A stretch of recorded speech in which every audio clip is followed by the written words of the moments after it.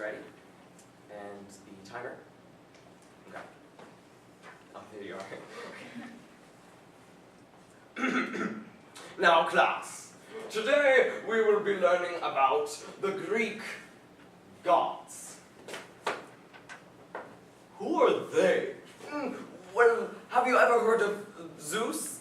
Teacher, he's like the god of thunder, but he isn't real. Correct. The Greek gods are most definitely not real. Let us all listen to the tale, and don't be disrupted. Have you ever heard of the Iliad by Homer? Maybe you've heard of the large wooden horse and the soldiers hiding inside. Well, the Trojan War is about a 10-year war, and where the Achaeans and the Trojans fight over one woman for 10 years. Let us go back a lot of centuries and see how this tale all started. Black Ships Before Troy, retold by Rosemary Sutcliffe, copyright 1993, and adapted by Nathan Shahada. As old tales start, once upon a time, the high gods of Olympus were at a feast. The highest was Zeus, the god of thunder, and by his side was Hera, the queen of the gods. Zeus's brothers, sisters, and children were all there, except one. One goddess was not invited, Eris, the goddess of discord. She came gliding in her blackest mood about her, wreathed in a stench and clothed in misty grey. All she did was place a single apple on the table, and she vanished.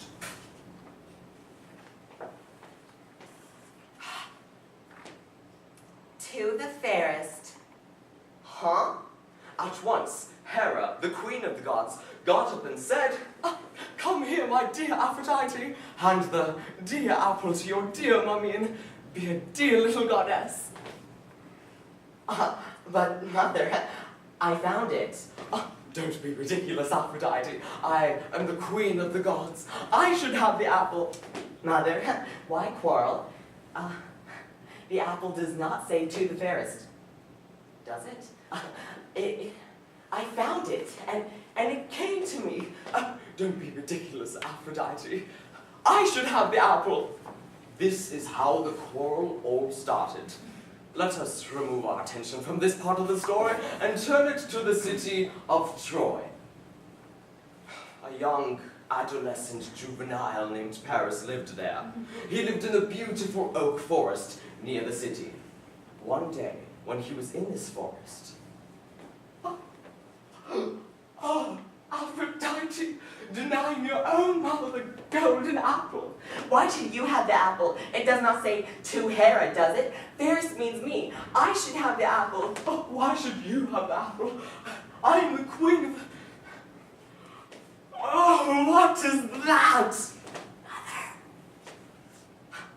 it's called immortal.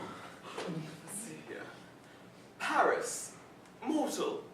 I am Hera, the queen of the gods. And I am Aphrodite. This apple has been in our hands for many years. You decide who should rightly have it. Thanks. Yeah, Paris. This is odd. I read very little, but I'll give it a try. Let's see here. To the fire. Oh, sorry. To the fair. Oh no. Oh yes. To the fairest. Interesting. If you give it to me, you will have power beyond your imagination. And if you give it to me, obviously, you will have the most beautiful wife for you. I promise. This is odd. Seeing as I'm so handsome myself, I think I'll pick Hera. Oh no. Aphrodite. Oh. Make up your mind, mortal! I'm sorry. I think I'll pick I'm sorry. Aphrodite. Good choice. How dare you, mortal! for choosing me. I knew you would. So, oh yes, my promise. I shall keep my promise and find you the most beautiful woman to be your wife. Thanks.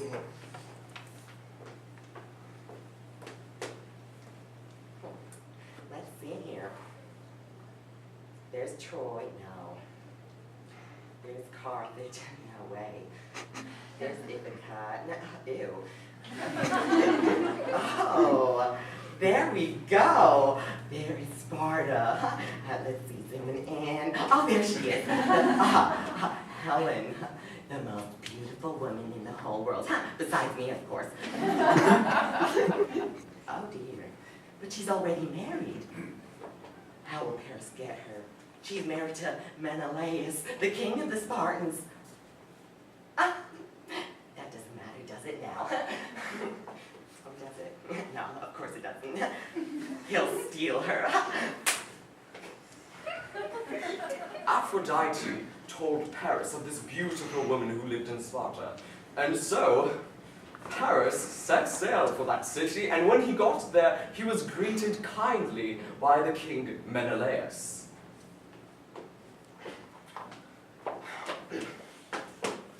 Now presenting His Royal Highness, the illustrious blah blah blah, etc., proclaimed kings, hooray everybody. Oh, welcome, welcome, I am Menelaus, the king of the Spartans. Welcome, what was your name again? Oh, yeah, it's Paris. Oh, yes, Paris of Troy. Welcome to Sparta. I see you are handsome and young. Come sit down, eat and rest. I see you are weary from your travels. Oh, thanks. They stayed for many nights, and one night during the dining, he saw her, Helen, in all her beauty.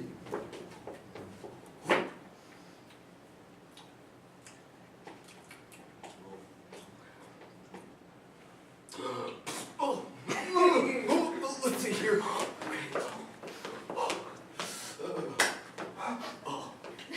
Keep it together. Helen, would you like to walk in the garden with me? Of course I would, you little man, you. Tell me of the far-off lands. Oh, okay. Oh, how funny. Oh, you're such a charmer, you. I better get back to the palace. Menelaus, my husband, he's been waiting a long time. It's been hours. But it was nice talking to you. Come with me to Troy. It's much nicer there. Oh, I'd love to, but what about my husband? Oh, don't worry about that. We'll sneak out of the palace and sail to Troy. Okay. 2 hours later. Sire, what is it? The Queen, Helen, has gone. What is it? Speak up! The Queen Helen, your wife, she sailed away to Troy with the Prince Paris. You stole my wife! Pretty much! Oh. Pardon my French. Where did he get some gold even attempt something so monumentally idiotic as a Devendran and Cadelled? I do it! I think the law's on my side! What are you blathering about? Their ship is sailed 2 hours ago. Stop that ship! Guards! No! Gather my commanders. From the golden Icene of the Lion's Gate, bring High King Agamemnon, and all the other kings from Pylos, Centauri, Python, Ajax, bring the Lord of Salamis, and bring the cunning Lord Odysseus of Ithaca, and all the other kings, and Idomeneus of Crete. I like that guy. And oh, everybody, I will get my wife back. This is how the war all started. 10 years, 1 woman. It's a shame, really. What happens now? That will take me all day to finish the story.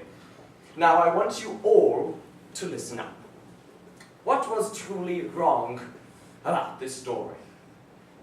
One man's sin caused so much death and destruction. For 10 years, thousands of souls lost.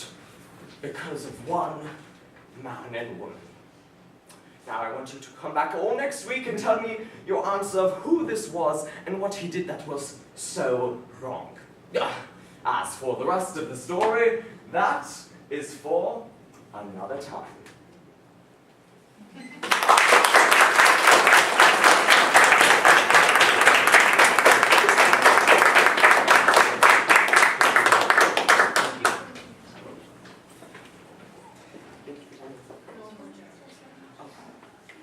Thank you for joining. Sorry I didn't see you back here. 10 minutes and 14 seconds. Thank you.